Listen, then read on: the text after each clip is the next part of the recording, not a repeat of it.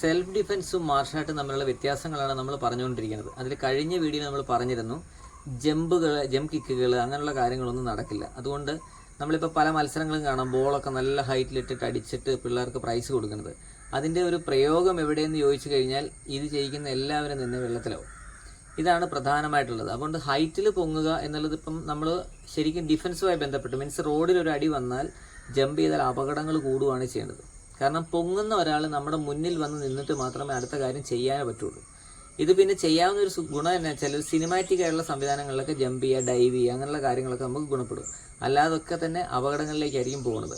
അപ്പോൾ ആ അപകടത്തെക്കുറിച്ച് വിവരിക്കലാണ് നമ്മൾ ഈ വീഡിയോയിലൂടെ ചെയ്യുന്നത്. ഇപ്പോൾ ഒരു ഗ്രൂപ്പൊക്കെ വരുന്ന സമയത്തൊക്കെ എന്താണ് സംഭവിക്കുക എന്നുള്ളതാണ് എനിക്ക് പറയുന്നത്. നേരെ വീഡിയോയിലേക്ക്. ഞാൻ ഡോക്ടർ ഹരീഷ് ശമ്പക്കര, പ്രാക്ടിക്കൽ മാർഷൽ ആർട്സിൻ്റെ പുതിയൊരു അധ്യായത്തിലേക്ക് സ്വാഗതം. നമ്മളിപ്പോൾ ഒരു റോഡിൽ ഒരു പ്രശ്നമുണ്ട്. ഇപ്പോൾ 2-3 പേരൊക്കെ നിൽക്കുന്നു.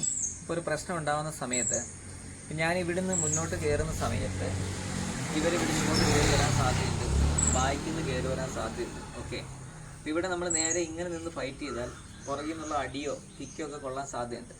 അപ്പം ജംപ് കിക്ക് ആകുമ്പോൾ കുറച്ചുകൂടെ അപകടം ഉണ്ടാവുകയാണ് ചെയ്യുന്നത്. എങ്ങനെയാണെന്ന് ഞാൻ കാണിച്ചത്. ജംപ് കിക്ക് ചെയ്യുമ്പോൾ ഇപ്പോൾ ഞാൻ ഇവിടുന്ന് ജംപ് കിക്ക് ചെയ്യുന്നു. ജംപ് കിക്ക് ചെയ്യുമ്പോൾ ഇവിടുന്ന് ചാടി അടിക്കുന്ന സമയത്ത് അവിടെ ഒരു സെക്കൻഡ്സ് ഓഫ് ടൈം നമ്മൾ വേസ്റ്റാണ്, പൊങ്ങണ സമയം വേസ്റ്റാണ്. ക്ലിയർ?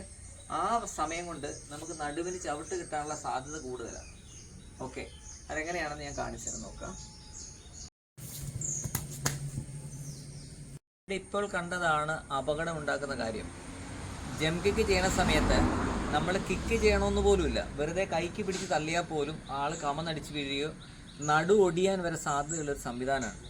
അതുകൊണ്ടാണ് നമ്മൾ ജംപ് കിക്ക് ഒരു കാരണവശാലും എവിടെ ചെയ്യരുത്, റോഡിൽ ചെയ്യരുത് എന്ന് പറയും. ഇപ്പോൾ 360 പോലുള്ള എന്ത് കിക്ക് ആണേലും അത് അപകടമാണ്. നമുക്കൊന്നുകൂടെ കണ്ടു നോക്കാം.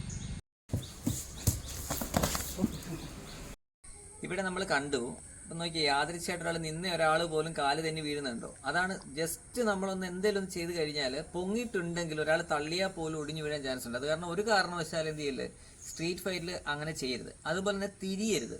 ഇപ്പം നമ്മൾ പലപ്പോഴും കളങ്ങളൊക്കെ ചെയ്യുന്ന സമയത്ത് തിരിഞ്ഞാണ് ചെയ്യണത്. ഇപ്പോൾ ഒറ്റ ചുവട്, പെട്ടച്ചുവട്, അങ്ങനെ കുറച്ചേറെ ചുവടുകളുണ്ടല്ലോ. ഈ ചുവടുകളിൽ പലപ്പോഴും നമ്മൾ തിരിഞ്ഞാണ് ചെയ്യുന്നത്.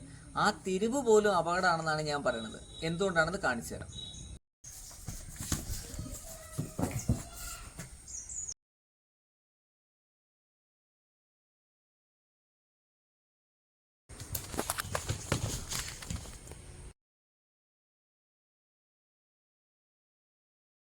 പബ്ലിക്കായുള്ള ഒരു ഫൈറ്റ് വരുന്ന സമയത്ത്, റോഡിൽ ഫൈറ്റ് വരുന്ന സമയത്ത് ഒരുപാട് ഇതുപോലുള്ള ബിയർ ഹഗ്സ്, ക്യാച്ചുകൾ, ത്രോസ്, അതുപോലെ തന്നെ ഒരുപാട് പ്രശ്നങ്ങൾ, ഒബ്സ്ട്രക്കിൾസുകൾ നമ്മൾ പറയില്ലേ, അതെല്ലാം ഉണ്ടാവും. അതിനെ മുൻപോട്ട് കൊണ്ടുപോകണമെങ്കിൽ ഇങ്ങനെയുള്ള കാര്യങ്ങളൊന്നും പറ്റില്ല.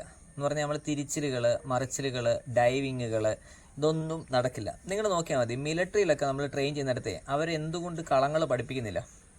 അത് തിരിഞ്ഞും മറിഞ്ഞും ഒക്കെ ഉണ്ടെങ്കിൽ അത് ഗുണമാണെങ്കിൽ അത് തിരിഞ്ഞും മറിഞ്ഞും പഠിപ്പിക്കണം. ലോകത്തുള്ള ഒരു മിലിറ്ററി സിസ്റ്റത്തിൽ എന്തില്ല, ഈ പറഞ്ഞ പോലുള്ള കളങ്ങൾ പഠിപ്പിക്കുന്നില്ല. എല്ലാം മുൻപോട്ട് കയറുക, പുറകോട്ടിറങ്ങുക, അങ്ങനെയുള്ള കാര്യങ്ങളൊക്കെ ആയിരിക്കും ചെയ്യുന്നത്.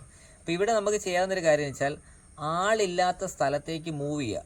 അപ്പോൾ അതായത് നമ്മൾ റൗണ്ടിനകത്തായി പോയി എങ്കിൽ ഒരാളെ കളഞ്ഞുകൊണ്ടോ കളയാതെയോ ഒരു സ്ഥലത്തോട്ട് നമ്മൾ ഒഴിഞ്ഞു മാറുകയോ കയറുക ചെയ്ത് കഴിഞ്ഞ് കഴിഞ്ഞാൽ ഈ റൗണ്ടിന് വെളിയിൽ നമ്മൾ വരും. ആ വെളിയിൽ വന്നു കഴിഞ്ഞാൽ ഓരോരുത്തരെ ആയിട്ട് നമുക്ക് കൺട്രോൾ ചെയ്യാനായിട്ട് പറ്റും. ഇതാണ് ഇതിൻ്റെ നിയമം. അപ്പോൾ അതിനനുസരിച്ച് ഞാൻ പറഞ്ഞതനുസരിച്ച് പബ്ലിക് ഫൈറ്റിങ്ങിൽ സ്ട്രീറ്റിൽ എന്തില്ല, ഈ പറഞ്ഞ കളങ്ങൾക്ക് യാതൊരു പ്രസക്തിയില്ല, ഹയർ ലെവൽ കിക്കുകൾക്ക് പ്രസക്തിയില്ല. അതുപോലെ തന്നെ റൗണ്ട് കിക്ക്, എന്ത് കിക്കുകൾക്കാണേലും നിലത്ത് നിന്നുകൊണ്ടുള്ള കിക്കുകൾക്ക് മാത്രമേ പ്രയോജനമുള്ളൂ. അതുപോലെ തന്നെ നെഞ്ചിന് മുകളിലേക്കുള്ള ഒരു കിക്കുകളും പ്രാക്ടിക്കലി ചെയ്യാനായിട്ട് റോഡിൽ ചെയ്യാൻ നടക്കില്ല. ഇതായിരിക്കും നമ്മുടെ അടുത്ത വീഡിയോയിലെ വിഷയം. എന്തായാലും ഈ സബ്ജക്റ്റ് നിങ്ങൾക്ക് പ്രയോജനപ്പെട്ടു എന്നാണ് എനിക്ക് കരുതുന്നത്. ബാക്കി വീഡിയോയിൽ കാണാം. നന്ദി, നമസ്കാരം. Thank you so much.